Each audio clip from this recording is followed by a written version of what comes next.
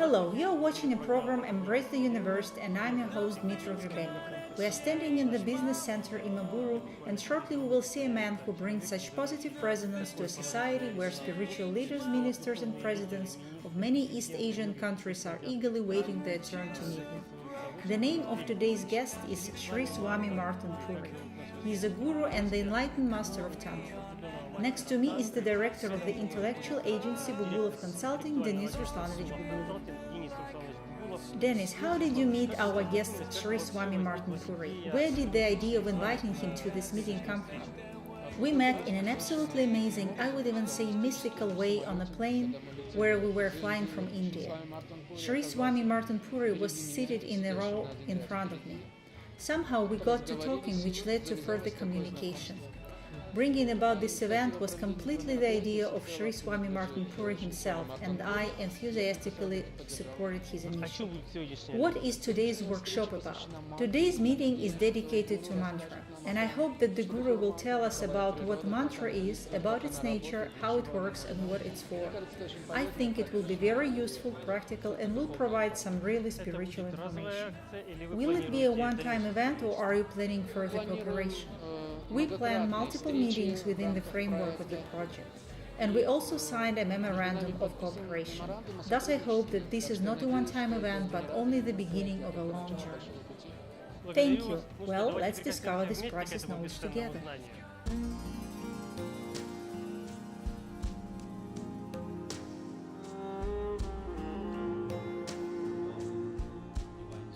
I bow to all of you and your divine souls. I am not here to teach you anything. I want to share my knowledge. Fortunately, from an astrological point of view, today is a very important day. In Sanskrit, this day is called Sarvartha Siddhi Yoga, meaning that today everything that we do and all that we dream about will necessarily come true. We decided that the topic of today's conversation will be the search for opportunities to unite with the universe. And the basis for this is knowledge about mantras. And indeed, if we are part of the universe, we must be inextricably linked to it. Perhaps cosmic energy serves as the link between us. All that is in this universe is controlled by cosmic energy.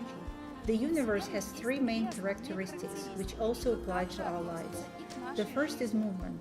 Movement is present everywhere, inside and outside of us, and is always accompanied by sound and energy. What is energy? If we look at the question from a scientific point of view, then energy arises when matter moves 2 times faster than the speed of light and overcomes the force of gravity. Nothing in this world exists without movement. It's even present in stone. Protons and neutrons in it also move, and when the velocity of neutrons exceeds the speed of light by a factor of 2, energy is formed. Also, all that we eat produces energy based on the same principle. And the third characteristic is rhythm. There is rhythm in motion, there is rhythm in sound, and there is a rhythm in energy. And when this rhythm is broken within the planet, an earthquake occurs. And if the disturbance occurs within one's body, a disease arises. All that exists in the universe affects each other regardless of whether we know it or not. What I want to emphasize is that there is a certain system, a certain sequence, and a rhythm within our universe and our bodies. Would you agree with me? It's quite obvious that the knowledge of mantras has come from ancient times. For in the beginning there was a word, the sound. Swamiji says that in those days the holy Greeks, Indians and Mesopotamians sought to find out what connected man and the universe, and elementary basic sounds were revealed to them.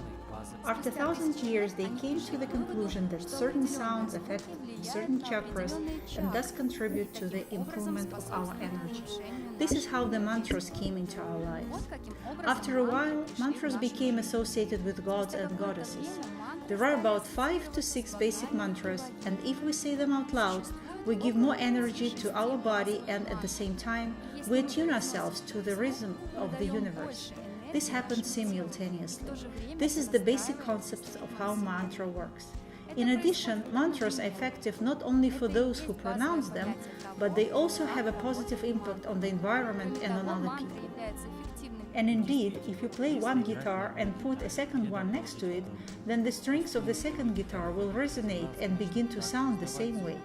Our bodies are also musical instruments, and if you tune yourself to the ideal rhythm of the universe, you can get everything you dream about. Each person is born with incredible strength and energy, and we do not use even 5% of the potential that we have in place. And each person is unique, and there is no one alike. That was revealed to the saints of antiquity, and they tried to convey this knowledge to us. But then the question is, how do these simple sounds have such power that they can influence a person? How can you control yourself with sound? At first, I want to talk about bija mantras, seed mantras. Bija means seed. I would like to ask a question. You have 5 kilos of soil and you put a fruit tree seed in it and pour 3 liters of water over it, and as a result a tree grows and gives 100 kilos of fruit. Where did those 100 kilos come from? Everything is very simple. This fruit grew due to solar energy. And our seed mantras work on the same principle. They are very short, just one pronunciation. We say aim. This word means knowledge and wisdom. When we say Hrim, this mantra gives us energy because it carries the seed of power within itself. When you say Shrim mantra, this is to get some material blessing. Kling is for strengthening the result, and the mantra of Gan helps to remove various obstacles from our path. And there are the basics mantras. If you practice them, you will see the effect yourself. They coincide with the 5 primary elements and races on Earth, with astrological signs and the ascendancy of the horoscope. When you chant these mantras out loud, your body and chakras, and especially the navel area, will respond. So, from a scientific point of view, I have tried to tell you what a mantra is. Now let's hear how these wonderful mantras sound when they performed by our Guru. Aim, Reem, Shreem, Kleem, Gam. When you begin to pronounce these mantras, you will feel how they vibrate. And most importantly, you can pronounce them always and everywhere, and after a while it will become a part of your life. There is one more basic mantra, Om mantra. When you say Om, energy goes in. There is only one way of pronouncing it, in which the mantra goes inward. Om. This is one of the best mantras, Mahamantra, a great mantra. We believe that this word appeared at the birth of the universe, and from a scientific point of view, it is connected with the Big Bang Theory. You can also practice like this, moving your hand like this. You will hear or rather feel the sound Om.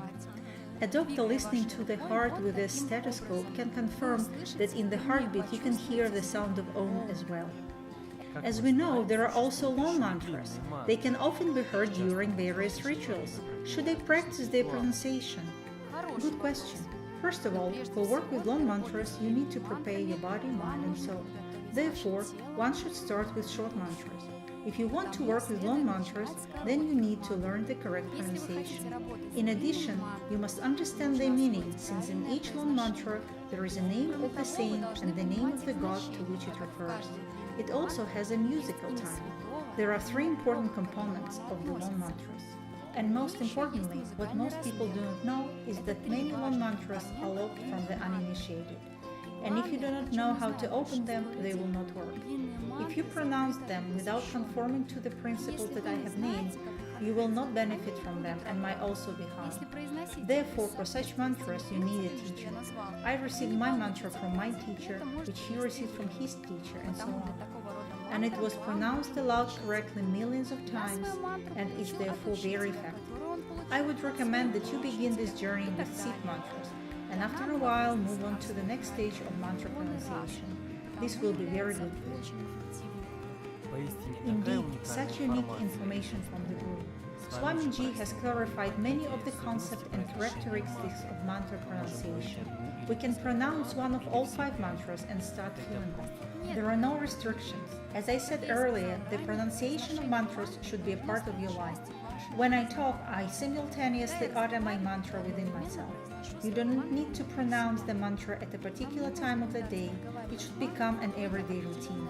After all, with the help of mantras, you can tune into a harmonious rhythm with the universe and benefit from it a lot. As I said, mantras automatically affect the navel area. I will now explain what happens. We get cosmic energy from above, and for various reasons, this energy does not completely flow into our body because of blocks, and the pronunciation of seed mantras removes these blocks. Let's say you sit in meditation and feel different sensations within your body. This is because at this time you get a dose of cosmic energy that is passing through the blocks and cleaning them, and it causes certain sensations. Just start practicing mantras because they are not related to any religion. You will feel much better after this practice. They seem to be such simple words to pronounce, and yet there are so many subletities. I wonder if I can learn this myself, or do I need a teacher for that? The Holy Scriptures say that mantras should be received from a teacher. But if you treat the universe as your teacher, knowing that these mantras came to us from outer space, you can practice them. After all, you do treat the universe as a teacher, don't you? Throughout the workshops, Swami has often mentioned that mantras can be spoken silently. But if a mantra is a sound, then how can the pronunciation inside oneself produce the effect? When we say something inside ourselves, there is always movement in the body, and where the movement there is a sound. As I said at the beginning, the movement also produces energy. And interestingly, when you chant the mantras non-verbally, it has great power because the sound does not dissipate and the energy stays inside of you, and all this has a very strong effect. The point is that our body was originally designed for the pronunciation of mantras. And mantras are the same as music. The sound of our heart, the sound of the ocean waves, and the flowing of the tides all have one rhythm, and for us it's all music. But the best music in this world is the strings of another person's heart. So when you hear them and say them out loud, they sound like music. As we know, many Eastern spiritual traditions include knowledge of the 5 primary elements representing the basis of the material world and the projection of the corresponding energies. Is there a connection between these concepts and mantras? Yes, the 5 primary elements blend with mantras according to their effect and their nature. Mantra Om corresponds to the element of space, ether, and Akash. The mantra of Ain is air. Hrim means power and can be attributed to the fire element. In the Hindu system, the goddess Lakshmi emerged from the water, thus the mantra Shrim personifies material goods and refers to the water element. The mantra Clean is associated with the earth element. And these 5 elements are connected. Therefore, one should pronounce all 5 mantras, because if there is an imbalance of these elements in your body, then pronunciation of mantras will cure this imbalance. A couple of days ago, I attended a seminar at the University of India, and there was a man with a special device measuring the strength of the magnetic field of the object. I suggested measuring the strength of the water in a plastic bottle, and it was completely zero. After that, I poured some of the water into a glass, uttered mantras, and asked again to measure the field. The strength of the water increased. This is because the water is fluid, and when immobilized, it loses its strength. The same happens with fruit, vegetables, and juices when they stay in the refrigerator. They also lose their strength. Then before eating food from the refrigerator, revitalize its power with the help of mantras. Any mantra will do, but Om is the ideal, greatest mantra. Observing Swamiji throughout the workshop, you can see that he is very open and is eager to share his knowledge and state of being. Why do you shoot only me? You are more important here, and I am here for you. When answering the question of whether one should prepare for the pronunciation of mantras, for example, by taking a bath, I will say that if you only wash your body but do not purify the mind, then there will be no effect. Mantras are directly related to your mind. The basic meaning of the word mantra is the understanding of the power of the mind and the extension of this understanding outward from oneself. In my life, I had the opportunity to observe the power of mantras. My father was a famous saint, and he practiced yantra, mantra, and tantra. And I saw people come to him for help, and he sang mantras on water, and people would drink this water and recover.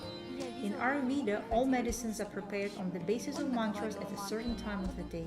The power of sound is a system of energy. And of course, there is one question about Sri Swami himself. What religion does he associate himself with, and what values does he profess? I belong to the universal movement, and my religion is humanity. And although I am a Hindu teacher, in all forms that have the religion column, I write the word humanity. Because humanity is the basic religion of everything. I am not against any religion, but religion is a part of your actions and a part of your morals. This is how you live. Yes, I wear certain clothes and I occupy a certain position in the spiritual hierarchy. And even if you only talk about Hindu dharma, then the basis of my knowledge comes from the next message: be a real person. For me, the definition of this concept is very simple.